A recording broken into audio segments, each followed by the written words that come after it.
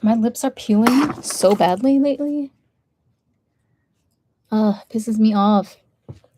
It gets stuck on the lipstick and everything.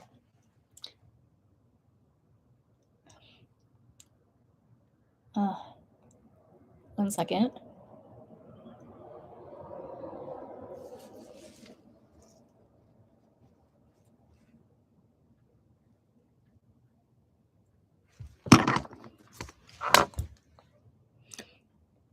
My lips are peeling at a faster rate than I can scrub the flakes off. I'm not even joking. Like,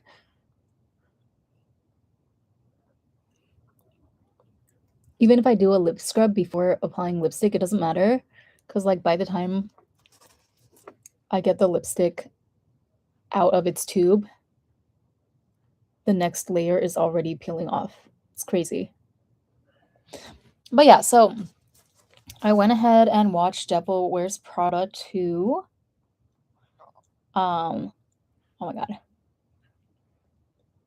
Sorry. Okay. Good enough. I mean, I literally just came back from the theater like 30 minutes ago. It was good fun, you know? Um Honestly, they got me with the Lucy Liu character, Sasha Barnes, the billionaire widow of the male billionaire who was played by Justin Theroux. I don't remember his name in the movie. It doesn't matter. So, the first thing that stuck out to me with this movie is that all of their husbands or boyfriends or sugar daddies, in the case of Emily, were extremely. Is it just me, or were they not? Were they very like forgettable? And in a way, like it works for the movie, but I almost feel like I don't know. I was annoyed at Andy's little meaningless romance with that guy in particular, the Peter guy, because yeah, he was the least interesting to me. At least Emily's relationship was fun because she was clearly in kind of like a semi sugar daddy, sugar baby situation. So that was fun to watch her be spoiled by him and have him buy her all this lavish, expensive gifts and jewelry and stuff on their trip to Milan. But yeah, and then also Miranda's new husband, I guess it makes sense because it's showing that she's in a new stage of her life as well. This bug has been living in my house for the past week. Not a moth, but like just one of those little fruit fly things that is drawn to the light. But yeah, why were none of their husbands hot at all? I don't like this subliminal messaging that this film was pushing, that successful 40 something year old women who are beautiful and successful and have it all going on have to date the most mid man ever. I don't even remember their names, and they all looked the same to me. It was like the same prototype of a man with a neck beard, and it just came in different shades. Like there was a ginger one and a brunette and like a silver fox type. So the silver fox was Miranda's husband, right? Who I believe was a musician in the movie. So of course they're gonna give the high-powered, financially successful fashion powerhouse CEO a musician husband, of course, because she can't just have like an equally yoked man. And they try to make him all heroic, right? When she's kind of like on the verge of just get throwing in the towel, and he tells her that he'll still be there for her, and it's supposed to be this really heartwarming moment. But yeah, I know the message. I clocked the message immediately that they were trying to push onto us with the side character men in this series. And I don't like it at all. They were trying to tell us that we're supposed to settle or um yeah, I mean, it's supposed to be fantasy, right? Maybe in real life that's how it goes down. Yes, cuz I watched Shira and I do pretty much agree with her assessment that he has to be always 10 times well, he has to be, 15 to 20 years older than you. He has to like you 10 times more. And the uglier he is, the better, right? So, fine. Okay. I'll accept that for reality, but this is supposed to be fantasy. Okay. This is supposed to be our escape. Why couldn't you give them someone cute? Even BJ Novak in this film was not cute. And I don't think like BJ Novak is not my personal type or anything, but I just remember his breakout role when he was in The Office. He played Ryan from The Office, right? Ryan started the fire. That was him. And he was like douchey hot in The Office. And I felt like he embodied that essence very well. But in this movie, they just make him like an insufferable IT Silicon Valley tech bro. I don't know if is he a tech bro or a finance bro. I guess he's a tech bro, yeah, because there's like him and then the billionaire is also in tech. And the only reason I know that is because he had that back and forth exchange with Miranda when she was trying to convince him to not be so hard or on the magazine after it was found out that he bought Runway from under her so that he could give the control to Emily later because that was Emily's grand master plan all along. But by the way, spoilers. I always give epic spoilers in my movie reviews, but this is not even a review. This is just like I literally just watched it and it's the last day of Golden Week in Japan, so I need someone to talk about this with, okay? And yeah, most of my friends are like not into this type of thing. Unless you're talking about my coworkers, all of my coworkers for sure. Since we're in the fashion industry, we were all always predestined to watch this film, but I don't really want to talk to them too much outside work. Although I mean, like, knock on wood, I really I feel lucky with the immediate team that I work with because the communication is pretty good and everyone is pretty gels together well. Um, Funny fact or funny observation, my manager actually kind of reminds me of Emily from Devil Wears Prada. Not as mean, but she definitely has that dry, sarcastic wit sometimes, and she even low-key looks like her a little bit. She's Japanese, but she looks like, I don't know, like an Asian Emily, or Emily Blunt looks like a white version of her. It's really funny. She even has, like, that outfit that Emily walks in with her first scene in Devil Wears Prada 2, the Dior bustier kind of tracksuit jumpsuit thing with the white shirt underneath. I swear she has a version of almost that exact outfit. And yeah, it was just fun to see Emily Blunt bring that character to life again. So I made a misjudgment before I actually watched the film. I guess from all of the summaries that I read and the other reviews that I watched beforehand, I thought that it was kind of like, I don't know. Okay, I thought it was a bigger betrayal and like a bigger deal than it actually turned out being in the movie. Maybe because I did read the spoilers beforehand, so I didn't get that shock factor that most people just watching it blind or going into the movie blind did. But I don't know. I felt like, okay, let me just give some general critiques. So I will say, like, overall, it was a really fun ride. And, I felt like they were trying to cram too many details into just this one movie. I don't know how long the runtime was, but it was already pretty long to begin with. Let me look this up. It was a long movie. And it just kept there was a point where I just felt like, okay, when is this gonna end? It felt like a run-on sentence. It didn't really feel like a well crafted, like well paced story. It felt like, okay, 120 minutes. So like 2 hours. Yeah, that's a substantial amount of time. Um, but it felt like they were just trying to cram too many Easter egg references to the first movie and just too many. Some of the lines, some of the writing did piss me off. I'm not going to lie. Although I get it, I understand it's a tall order to, um, you know, put together a sequel to such an iconic film 20 years later. Like, there's a lot that they have to catch us up on. They also have to, obviously, they don't really have a choice really, but to remind us to some of the more iconic moments of the first film. So I understand that, and I'm not really like that harsh on the writing, but some of the writing was very lazy in my opinion. And I don't know, it just pissed me off. Like, for example, just even the opening scene of Andy and her entire team at that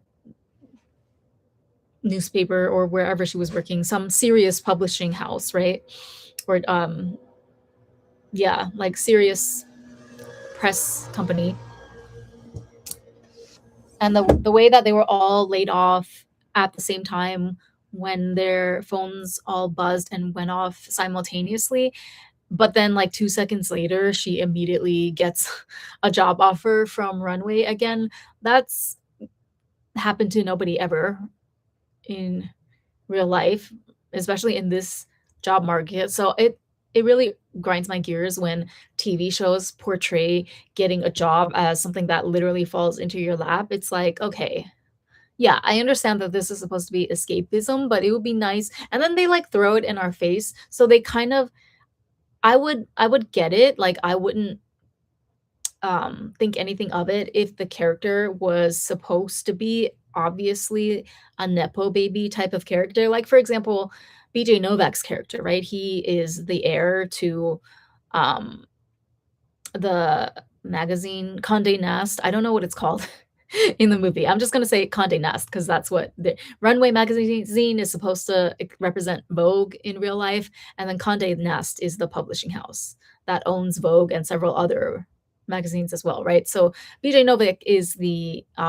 heir to that family business and fortune. And so, like in his case, yes, of course, it makes sense. He's a nepo baby, right? He was always positioned to take over his dad's company whenever, we saw the dad had a very untimely death at his 75th birthday. But when it's somebody like Andy, I don't like it when, like, I feel like they're gaslighting us, trying to make us believe that she's so relatable. And she's like in her 40s by this point. It's been literally 20 years since the events of the first movie. So she's squarely in her 40s. And yet they're still portraying her as like, you know, this scrappy journalist who lives in a rundown apartment that doesn't even have clear water running through the faucets.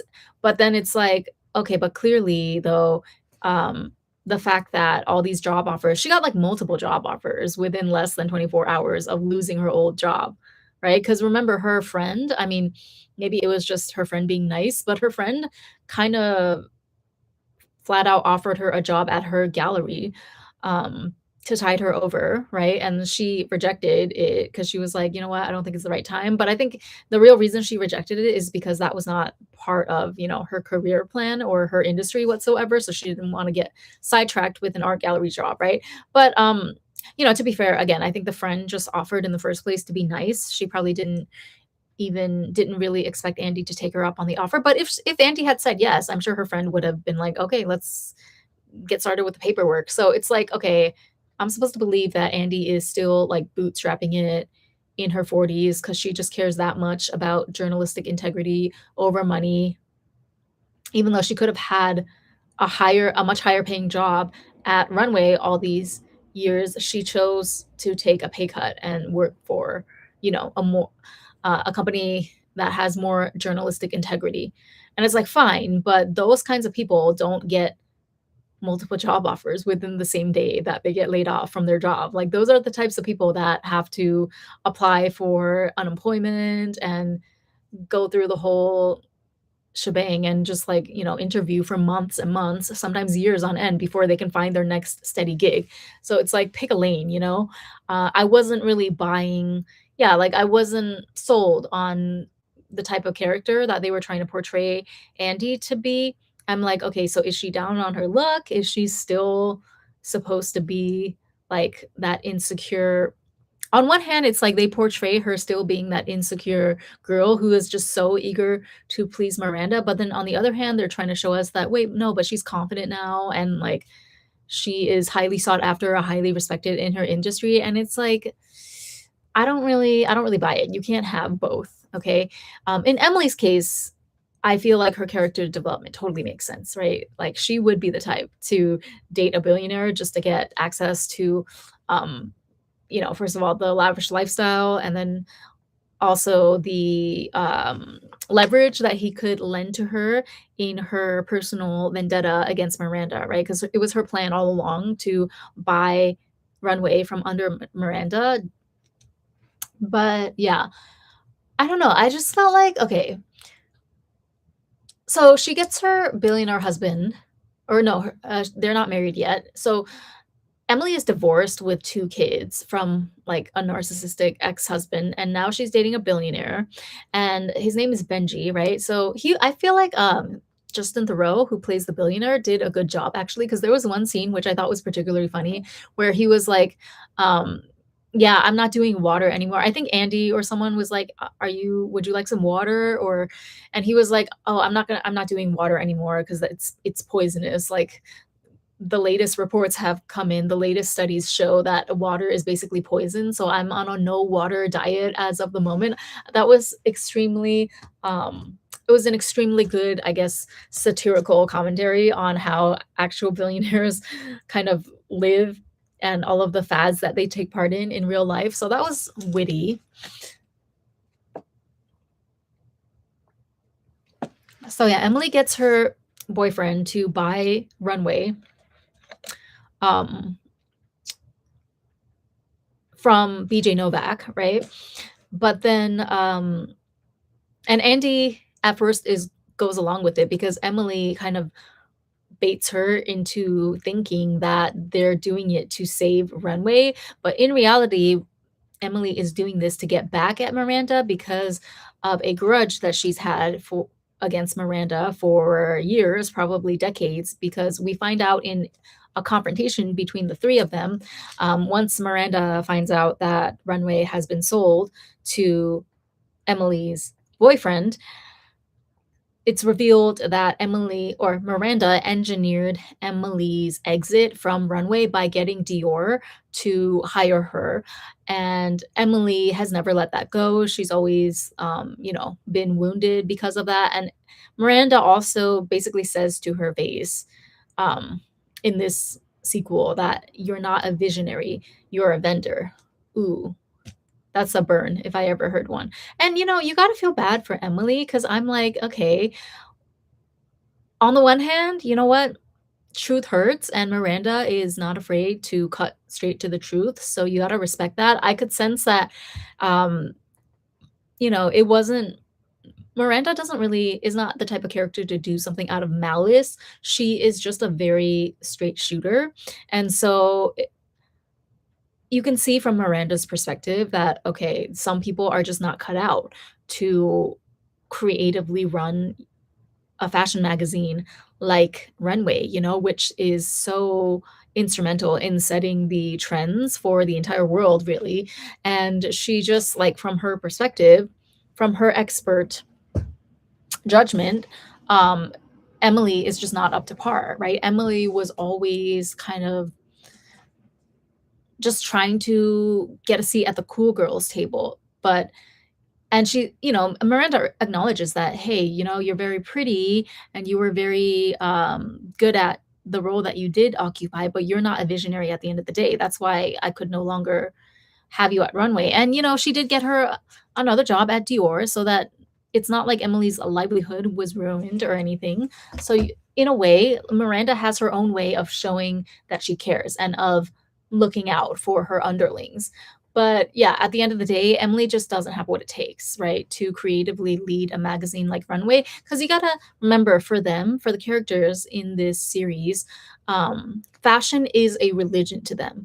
And so I thought it was really, really good juxtaposition, or I don't know what it's called, but the fact that they had this huge fashion show in Milan for a good portion of the movie, and they had all this imagery, this Catholic imagery, right, of, like, the churches and whatever. I thought that was a very good kind of visual representation of what Runway means to these people, because it's, like, Catholic, old religious imagery, like an ancient Catholic city, and, juxtaposed against these modern day workers for a magazine. But to them, fashion is a religion. It's as important, and they live and breathe, um, fashion, because it's not just about clothes for them. It's about art and about human achievement. And Nigel is one such character that really represents kind of like the lengths of sacrifice that they will all individually go through to kind of pay their debts or their tributes to the Church of Fashion. So, yeah, like Nigel, the fact that he was there for decades without Miranda ever giving him his proper flowers. So that was okay, there was a lot of points of the movie that were very unsatisfying for me.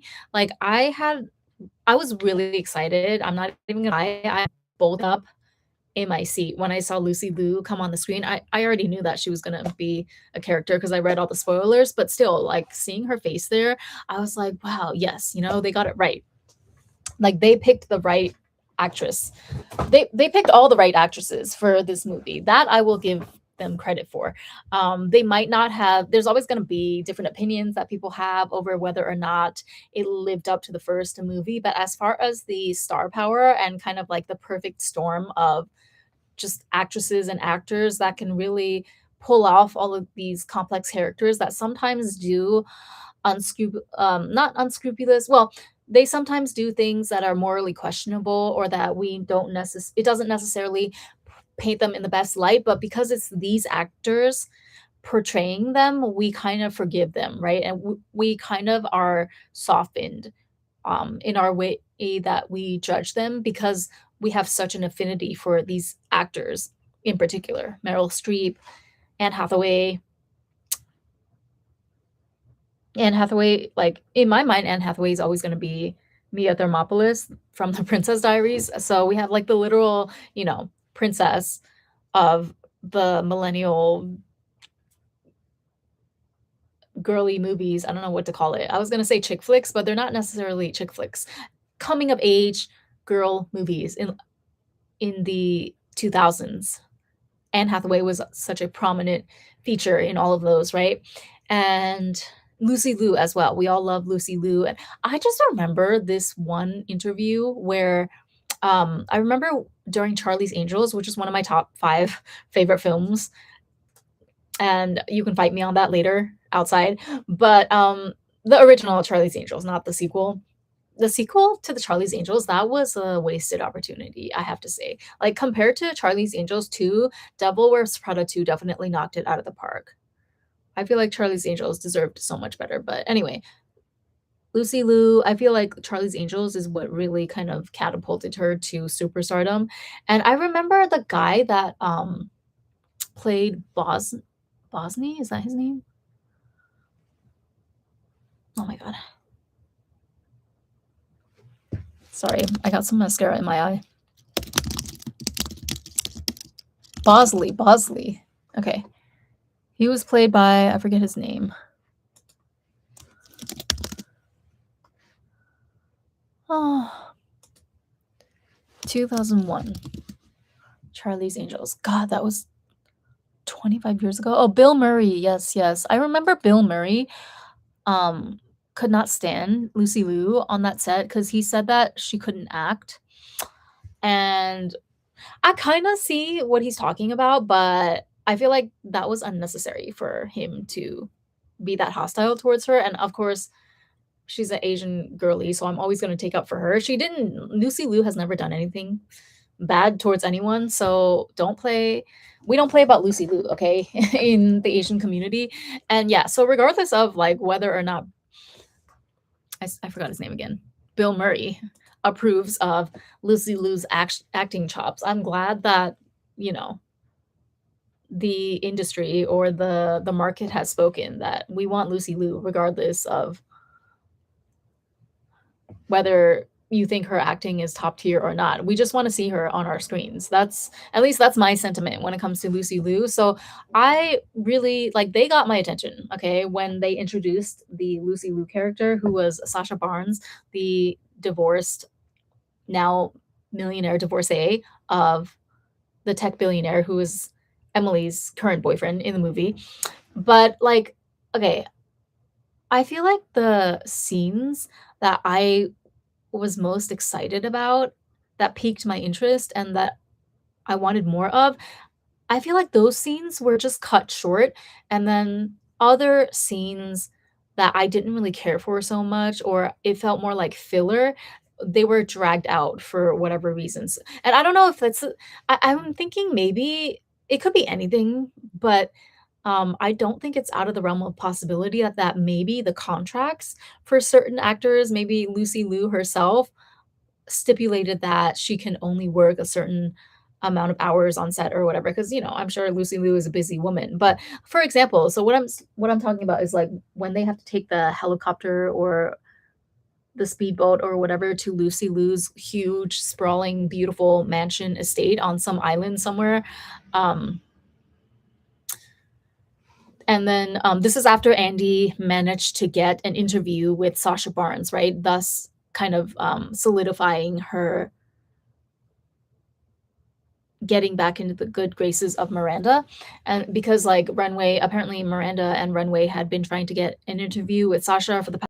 So Andy somehow pulls it off with all of her connections and her journalistic, peppiness and refusal to give up on calling people and trying to find an in to Sasha's world.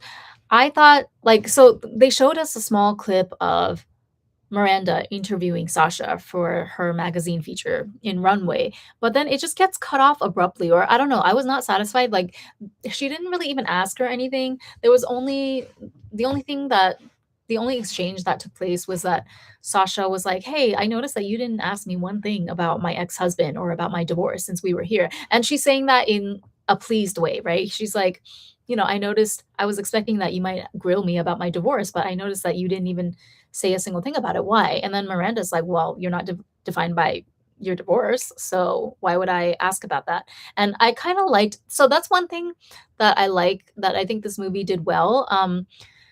The girl boss message was definitely really heavy, and there are parts of it that I don't agree with. However, I will respect the fact that they didn't have to, like, they never explicitly talked about how they were, powerful women in powerful corporate positions. Like, a lot of movies, they get a little bit too on the nose with the girl boss thing. Like, they literally build it into the dialogue and they talk about how, oh, like, you know, they'll make a snide remark about how, oh, well, the men don't run this thing anymore, or like, it's 2026, the women run this show. Like, they showed that without having to say any of it explicitly in the dialogue, which I appreciate. Okay, because I think I would have, like, I would have really rolled my eyeballs back into my head to where they were pointing, like, back into my brain, if that had happened, but it didn't. And the only place where it was kind of, the girl boss thing was kind of voiced, was during Gaga's performance. There were some lyrics in her song.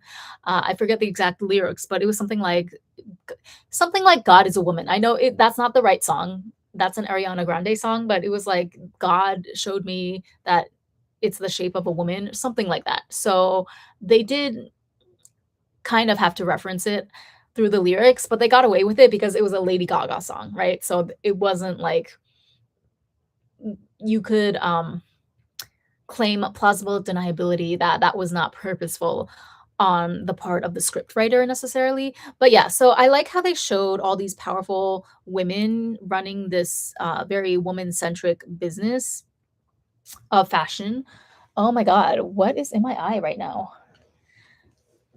They didn't, like, beat us over the head with the messaging that women are powerful. However, that doesn't mean they didn't beat us over the head with any message, okay? Because there was a scene near the end, which I was not a fan of, where Miranda basically is riding with Andy in the car, and then they finally, like, they were able to outbid Emily's boyfriend's bid for the magazine by getting Sasha to buy not only the magazine but the entire publishing house. So, like, the Condé Nast, which I don't remember the name again, that they chose in the Devil Wears Prada, but they got Sasha to buy out Condé Nast, which is like the entire publishing house, including Runway magazine and a bunch of other magazines. And so they're, like, riding in the car back from Sasha's estate. Oh my God, there's like a string. Whoa, this is such a long string. Ew.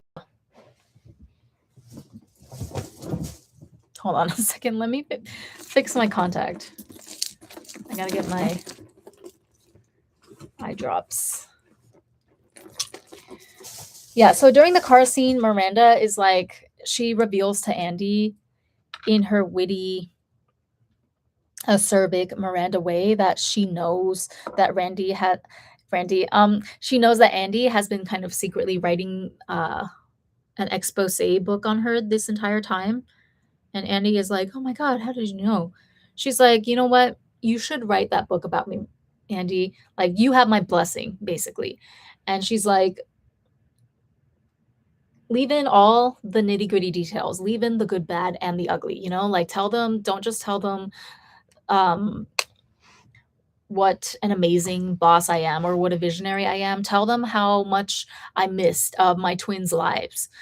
Tell them how much I sacrificed for this career because people should know that it takes a lot of sacrifice."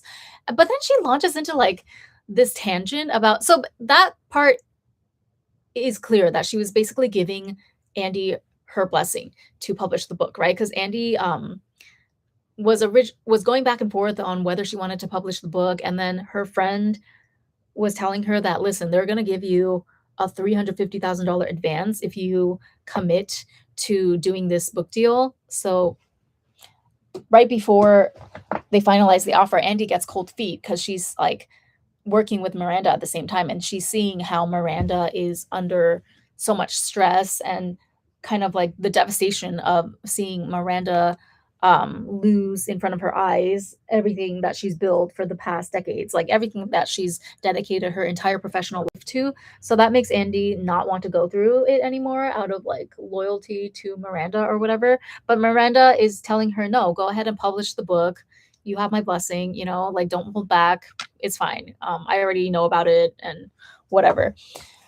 This is how humans are, right? They backstab each other and they use each other. And so then, like, she goes off on a tangent about how, oh, but you know, despite all the sacrifice that I had to make, I can't help it. I love my job. Like, I just love to work. Don't you? Don't you just love to work?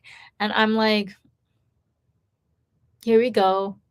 Okay, the token girl boss, subliminal, not subliminal, actually, very in your face. Okay, very on the nose. Like, but the thing is, like, okay, I don't agree with that, right? Like, I don't think that we should just aspire to work, and I don't agree with the idea that women should work and sacrifice in the same capacity as men for their careers, because I just don't like, fundamentally, I don't believe that that's a humane stance to have because women have a different set of priorities than men do, just like naturally speaking, biologically speaking, even if you don't have kids, right? I'm just talking about the hypothetical, um, the biology of everything. Like, we are put on this planet to be nurturers, and we have to give birth if that's what you want, if you want kids. And so I don't think it's fair to say that women have to like sacrifice the same amount as men in order to succeed or be fulfilled in a career. However, I have to be honest, like I kind of, because put it they didn't make the message too in our face the entire time, aside from the song by Lady Gaga and Miranda's final little quote there about how she just loves to work. Aside from that, I feel like they didn't shove it in our face that this is what every woman should aspire to. They just were showing us a snapshot of this is how this is a glimpse into the life of women in this particular industry who are vying for those top positions at Dior in the case of Emily, or at Runway, Vogue, Condé Nast. Like, women who are in this field, who are professionals and they're actually passionate about their job. Yes, this is what they have to sacrifice, and it just is what it is, right? I like how you know, it's like, okay, this is obviously the movie is going to be about a bunch of women working because that's what the entire plot is centered around. So it's kind of just an invitation for you to like come along on the ride, and we'll show you what a day in the life is, or how it feels to live this kind of existence of that woman on the go, this career woman. And I felt like it wasn't I think you can watch a film about that and, like, not agree with that, or not have that necessarily be your dream as a woman, but still appreciate, the storytelling and kind of, like, the truths that they posit in the film, right? So, like, I mean, they show that, yeah, you have to sacrifice a lot, um, to be at the level of a woman like Miranda. And oftentimes, your personal life, your family life is going to suffer. You know, Miranda has been through several divorces.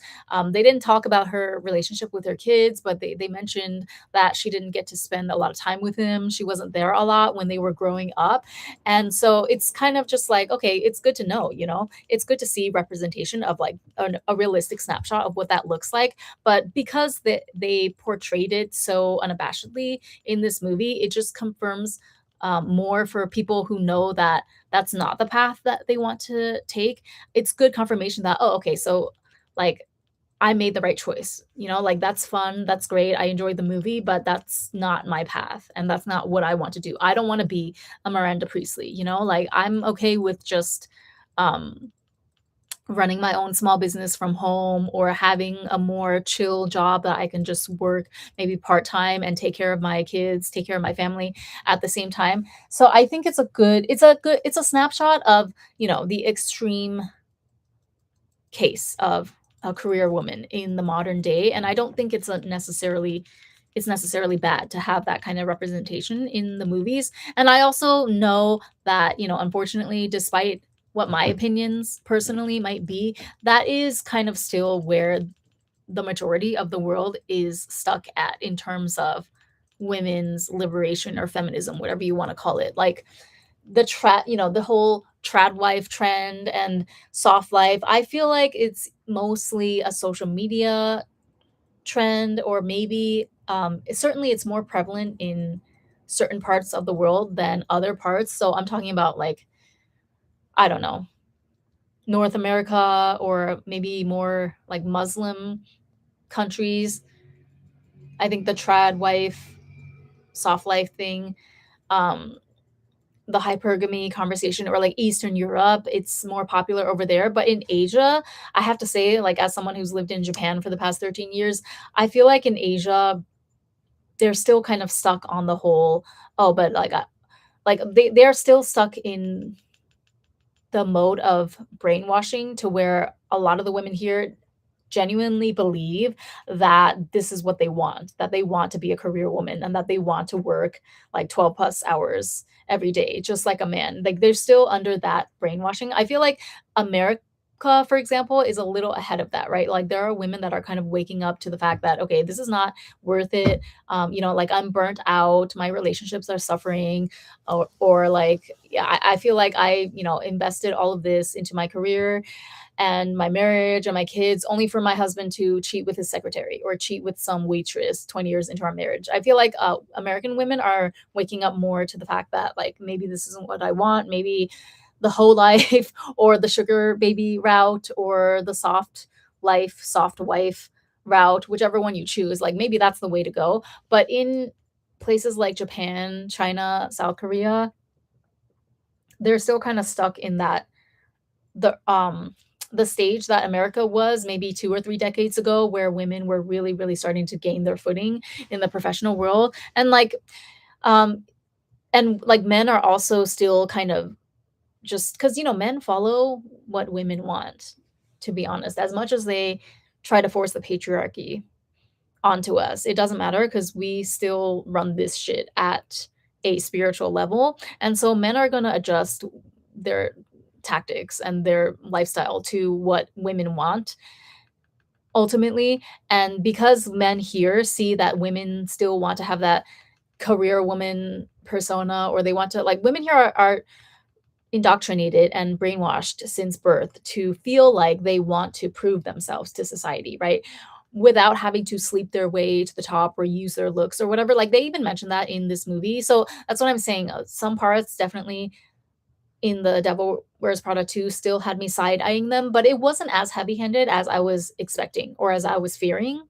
So, like, it wasn't like, for example, you know, during the Snow White press conference or press tour when Rachel Zegler was like, "Oh, the prince is like not even important because obviously she saves herself because it's 2026." And like, by the way, I don't have anything bad to say about Rachel Zegler. I think she's an amazing singer and I thought she was adorable as Snow White, but it wasn't, I thought it was going to be on that level of like out of touch Hollywood version, or whatever Hollywood thinks that women this day and age actually wants, but it was a little more nuanced. So I'm glad to see that they brought nuance to the script. There were a few, like honestly, some of the writing was really, really profound. And I would say it was pretty close on par with, for example, the cerulean sweater monologue in the first movie, which was like, that scene kind of is the defining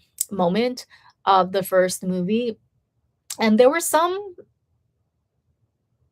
monologues, I think all of them came from Miranda still in Devil Wears Prada 2, but some of them really held a candle, I thought, to the first film.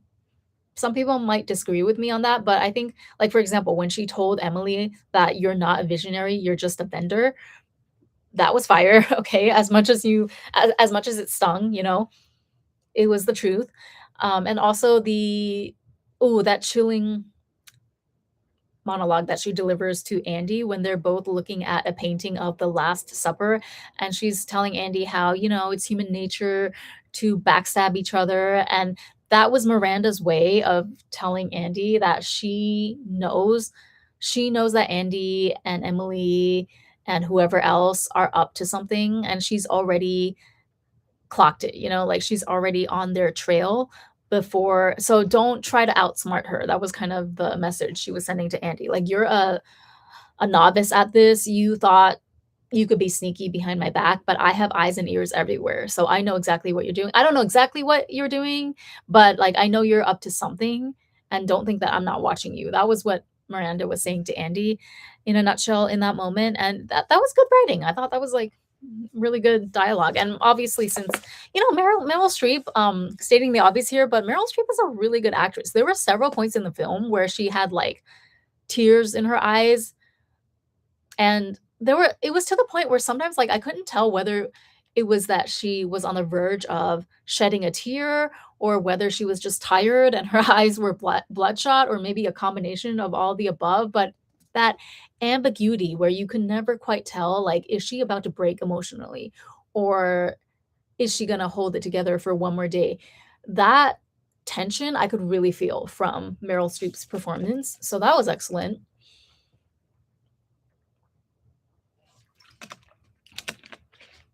But yeah, what else? The men were all mid. I don't know. I feel like the men were propaganda. It was trying to tell us that if you're a successful woman in a coveted field, making good money, even in this economy, and if you got it going on in terms of looks, career, everything, then you should settle for a neckbeard who plays in a band. Yeah, okay. I mean, in that sense, again, I would say that Emily got it right out of all of them, although she did get dumped by her boyfriend, her billionaire boyfriend, or patron, as she called him, by the end of the movie. And she did link up with Andy again. So I was happy to see that they ended the movie being friends. Now, in real life, okay, would I ever accept the extension of an olive branch from a bitch like Emily? No, not because I think that she has bad intentions, but because she has a weak countenance. Like, her need for validation is too great for me to trust someone like her in real life. In the movie, did I find it very satisfying that she ended up being friends with Andy? Yes. Okay. Because I like seeing those two actresses together. Anne Hathaway and Emily Blunt, they have very good chemistry together.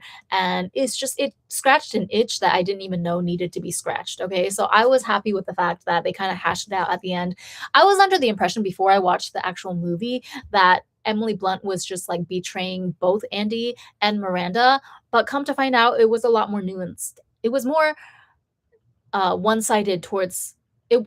It was more of a one-sided beef that Emily had towards Miranda for the past however many years, after Miranda basically ousted her from Runway without, I mean, not before she secured her another job at Dior, though. Okay, so again, Miranda is not totally evil. That's why like that character is so brilliant and beloved, I think, for all these years, despite all of her toxic tendencies.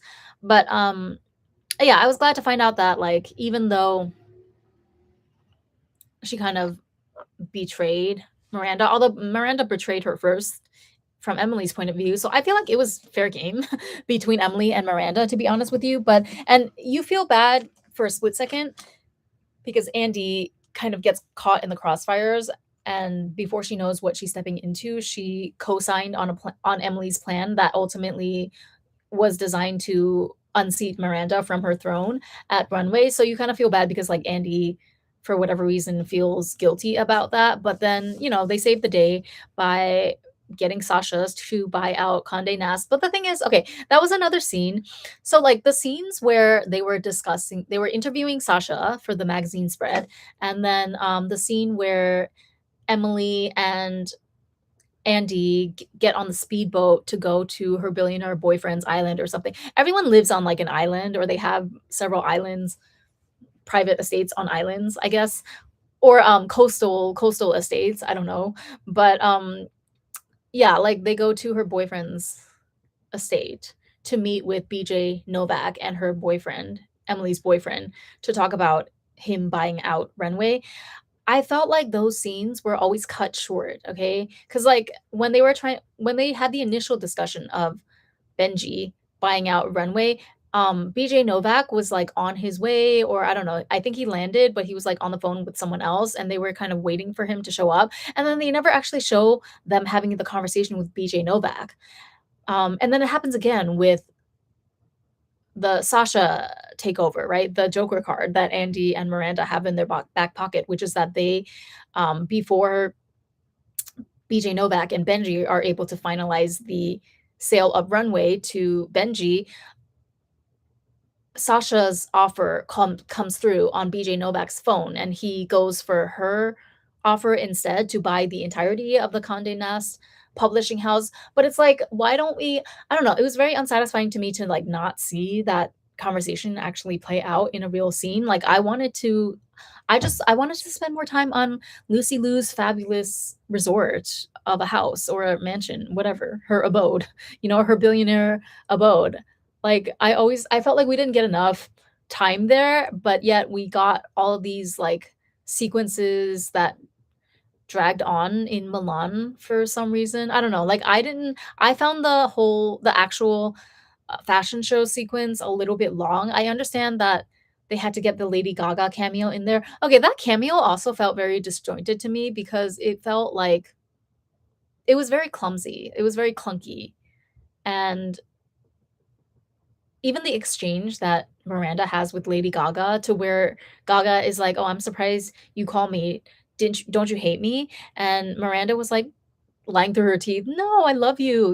Of course, we're so thrilled that you're gonna be our entertainment this year." Because remember, she was ready to her initial reaction to, I guess, like the original music that they had planned, which was John Baptiste. He wanted them to fly his piano over to Milan, and they didn't have the budget anymore for that, so they had to go with the last resort, as according to Miranda, which was Lady Gaga. And she apparently Miranda doesn't like Lady Gaga. She's a diva. That this is like the whole joke in the movie. So I don't know, that part felt forced. I don't know if it's based on real lore or not. Like, does Anna Wintour actually have a problem with Lady Gaga in real life? I feel like no. I feel like it was just some weird conflict that they made up for no reason to stick in there. Gaga was, cool, I guess. I mean, I liked her song in the movie. For some reason, I don't know why, I thought Adam Driver was also going to make a cameo in this movie, but I guess I'm getting this mixed up with House of Gucci, because Lady Gaga and Adam Driver both played the leads in that movie. So I think I'm just getting my fashion movies mixed up. But yeah, I don't know. I don't know. It was fun. Okay. Like, I'm not going to lie and pretend that I didn't have fun. I had a lot of fun. And the fact that Lucy Liu had a pretty big role, um, definitely was a big part of that. I also, okay, I'm not offended by Andy's assistant. She, when they first showed the trailer of Jin Chao and how she was portrayed to be this stereotypical nerdy, like Ivy League Yale graduate with a 4.0 GPA and honor roll, I don't know, valedictorian. She was listing out all of her accomplishments. I don't understand. Like, okay, I do understand. Of course, I understand why some Asian Americans were not pleased with that depiction and they're complaining about it. But the thing is, you also have Lucy Liu though. So you have both types, like you have two different types of Asian people represented in this movie. Can you really call that stereotypical, or are you just, is it just representation of more than one type of Asian American? Because there are people like Jin Chao in real life. I went to school with a lot of them. I went to an Ivy League. Like those types of girls actually exist in real life. And um at the end of the day, I don't even think that character was that nerdy, to be honest with you. I feel like could there possibly be a little bit of internalized bias or internalized, disdain there? Because I don't even think that her portrayal was offensive. Like she's just portraying a very, very common type or archetype of Asian American student or Asian American Ivy League graduate, which actually does exist in real life. How is it racist if you're portraying someone that actually, a profile that actually is pretty common in the States? And like I don't think she wasn't an unattractive girl to me. She looked very cute. Like she had these dimples and she was dressed very stylishly. They didn't do her dirty in the wardrobe department. And she also had a pretty badass um little character arc for whatever however small her role was. She was the one that had the brilliant idea to leave her cell phone down below Miranda's chair when Miranda gets ambushed by BJ Novak and his consultants who come into, you know, they basically corner her and make her eat in the cafeteria with them, where Miranda her they were joking that Miranda, not only did she not know that there was a cafeteria in that building, she's actually never even been to that floor. So the fact that, BJ Novak came in and ambushed her and she had no choice but to go sit and listen to and acquiesce to what all his consultants were saying. Like Jin Chao, right? Maybe the name is a little eye roll, but Jin Chao is an actual name. I'm sure you can find somebody who's Asian with the name Jin Chao who went to an Ivy League. Like, I'm sorry, I failed to see how that's stereotypical. And she had like the most badass role in that whole scenario, right? Because she was the one who was able to think quick and walk by under the false pretense of getting some froyo, but and then she drops her spoon so that she can put her cell phone down and record the entire conversation that Miranda has with all the consultants. And so Andy even says to her in the next scene when she presents her with the audio recording, she's like, "Jin, you're a total badass." Like, I don't see how is that bad representation? And then you have Lucy Liu, right, who's just aura farming this entire movie. Job, her job description for Devil Wears Prada 2 is just show up, look beautiful, look easy breezy, um, exude rich vibes, and aura farm, right? So why are you so quick to like cry victim?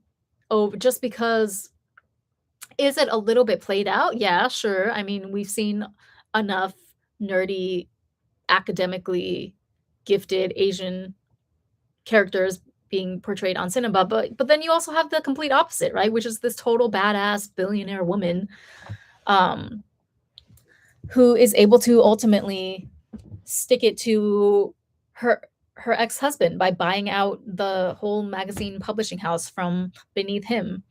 So I feel like it's a pretty balanced, I mean, we got two, in this movie, which is two more than we usually get in a Hollywood blockbuster. I'm not saying that like I'm not saying we should be thankful for scraps. I'm just saying that I don't see what there is to necessarily be. Ooh, did I lose my connection?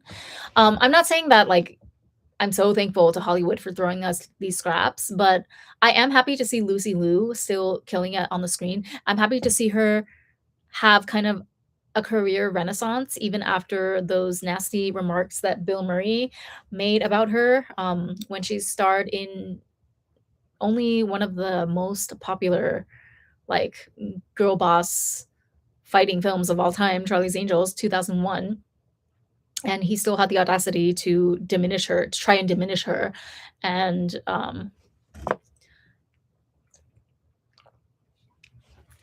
trivialize her, or what's the word I'm looking for? Diss her acting abilities. I'm glad that she's still thriving and Bill Murray is nowhere to be found, last I checked, in the acting circuit. So, yeah, I'm not pressed about the whole Asian representation, Asian stereotype controversy about this movie. I understand why some people are, but to me, it just feels neutral. And I'm just happy to see Lucy Liu being playing a character that is portrayed in such a flattering light in this movie because she's literally like, you know, ah, when she comes on screen. That's her entire character arc. She's just there's like nothing bad about that Sasha Barnes character in this film. She's just kind of the angel. I don't know if you would call it the de ex machina per se, but she's the one that is their saving grace, right? She's their wild card, and on top of it all, she's stylish, she's beautiful, she has she is exactly the type of woman that runway readers aspire to, right? What's not to love about the Asian representation of Lucy freaking Liu in this movie? Like, let's not. Yeah, why can't you have the Ivy League Yale 4.0 slightly nerdy girl also have her representation? I don't see any harm in that, you know? Hit dogs will holler. Anyway, it was fun. I'm still salty that I didn't get to buy any of the merch. I was not, maybe it was my fault, maybe I was naive, um, to not expect that it was gonna sell out within the first hour that the merch stands were open, but that's what happened. Yeah. What can you do? I might get something from the Jungsam Mule line. The thing is, I don't need any more complexion products. That's a thing. Because all they have is like cushion foundations, and there's a keychain thing that you can use to hold their lip glosses. Lip gloss doesn't come with though, it's just a keychain. So I'm hoping, I don't know, I'm not banking on it, but if another brand wants to do a makeup collection for Devil Wears Prada 2, first of all, I feel like they'd be crazy to pass up on this opportunity to capitalize on the IP while it's still trending right now. Um, but yeah, if anyone, ColourPop, I'll take a ColourPop collaboration with Devil Wears Prada 2. Yes, I'll take anything at this point. But I don't know. I just felt like, okay, it was a lot. It was kind of disjointed. The organization and the pacing felt a little bit off to me. And I could have sworn, okay, I'm wondering if certain scenes were cut from the international release or the Japan release, because I could have sworn that there was a scene where Miranda gets to the elevator with the actual Anna Wintour.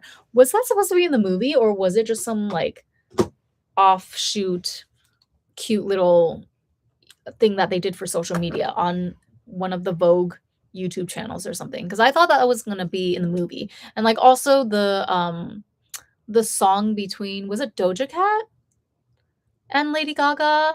The I can turn wait, I can turn an office into a runway. Those aren't the words. I can turn the dance floor into a runway. Why did I say office? Oh, Dochi, Lady Gaga and Dochi, right? I didn't hear that song throughout the actual movie. I only heard it during the credits. So was that supposed to play in an actual scene? Maybe I missed it, but like I thought that that was the song that Gaga was going to perform at the actual fashion show in Milan, but she just performed um a different song, like a Gaga solo. I thought it was going to be the runway song with Dochi. So I don't know, I'm confused. I wouldn't be surprised if some scenes were cut out for the international release. I can't imagine why, because there's nothing like inappropriate about this fashionista themed movie. But yeah, I liked the fact that Andy and Emily end up being friends in the end. And I thought it was sweet how Emily kind of confesses to Andy that she actually tried to call her after she quit Runway because she thought that they were gonna be friends, and Andy was like, "Aw," like, and then Emily's like, "No, don't aw, it's too late now, whatever." Um, I quite liked that. I know that Emily is kind of like, behind all of her sarcasm and her acerbicism, I don't know if that's a word, it's just kind of a little girl who's in awe of the fashion world, who wants to sit at the cool kids table, and she wants to get approval and acknowledgement from uh her idols like Miranda, or the designers that she likes. And oh, and she's working for Coach too, right? By the end of the movie, I thought that that was a cute little detail as well, because she was complaining to Andy about, Andy's asking her how her new job at Coach is going, and she's like, "It's really going well, but yeah, I just remember when I was at Dior, they would always make fun of my accent whenever I tried to speak French." And it's just like, "Aw," I want to give Emily's inner child a hug. That's what she really needs. She needs to heal her inner child, honestly. And yeah, Stanley Tucci, Nigel's character, I felt bad for, and I don't understand why he didn't get more character development. All he got was the opportunity to say a speech in Miranda's stead, because she had to go on that emergency meeting with Sasha Barnes to convince Sasha to buy Condé Nast before Benji could get to it, which we don't even get to see. That's the thing that kills me. I'm like, why? I like this storyline. It's a good, compelling storyline. It's just the right amount of like realistic because of the talent of the actors, but then it's kind of unbelievable, right? Something like this, it would never go down this way, and be all perfect and wrapped up in a bow in the real world the way that it plays out in this movie, but that's the fun of it, right? And so, but we don't even get to fully enjoy that because um they don't deliver us the scenes that we wanted to see the most. Like, I really, really wanted to see them sit down at Sarsha Barnes's castle or mansion, whatever that was, and I wanted to see them like hash it out, and if you're gonna make a girl boss movie, give us some real girl boss moments. Like, give us a roundtable of all the powerful female decision makers in this film, and have them, at a table, like negotiating and signing papers and stuff. They even had that kind of a scene in the Gucci movie, right? Like when they meet at a hotel or something. This is like seconds before Maurizio Gucci gets shot, right? And then the people that want to buy out or take Gucci public, they kind of like ambush him and make him sign the papers. Why don't we get something like that? Why didn't we get something like that in Devil Wears Prada 2? They just do it over the phone. Like, it's such a letdown. I'm really wondering if that had to do with certain limitations in certain actors' contracts. Because I can't imagine another reason why you would give up the opportunity to show us those negotiations taking place, on the big screen. So yeah, the men were totally unnecessary. I was totally unimpressed. I'm not buying into the propaganda that you have to date a neckbeard, just to, have romance in your life as a high-powered professional woman in the 21st century. The only one that made sense was, again, Emily's boyfriend, because he's actually a billionaire, so he was buying her like he was giving her the lifestyle that she wanted. That's the only reason that you should even consider dealing with a neckbeard. I couldn't even tell them apart, like, I'm sorry, but I'm not sorry. They all looked like the same man to me, just in different shades. One of them was ginger, one of them was brunette, and one of them was silver-haired, okay? Miranda's silver fox, so to speak. Why did they have the same man copied and pasted 3 times for all of the very compelling, different, vibrant, multidimensional female leads in this movie? And then one of them, like, even Sasha Barnes, she was the ex-wife of Benji before he had his glow up, when he was, like, even more unfortunate looking than he looked in his 2.0 version with Emily.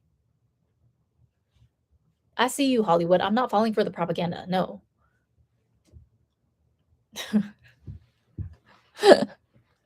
No neckbeards. Not for me and my ladies. We are not settling for that.